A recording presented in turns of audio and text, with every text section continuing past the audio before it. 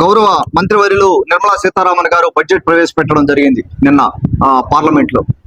ఆ బడ్జెట్ లో మనం ఏ రంగాల్లో అయితే మనం ఆంధ్రప్రదేశ్ ముందుకెళ్లాలని అనుకుంటా ఉన్నామో ఆ రంగాలకు ప్రాధాన్యత ఇస్తూ ప్రోత్సాహకాలు ఇస్తూ ఈ బడ్జెట్ రూపకల్పన చేయడం జరిగింది.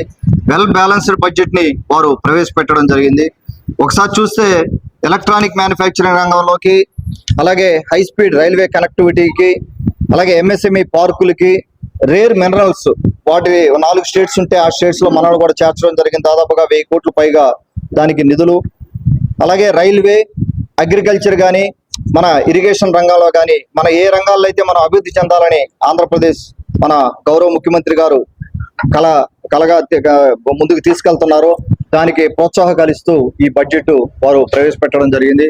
వారికి నా ధన్యవాదాలు. మా ఉదయగిరి నియోజకవర్గ కార్యకర్తలు, తెలుగుదేశం పార్టీ ప్రజల తరఫున మా ధన్యవాదాలు తెలుపుకుంటా ఉన్నాము.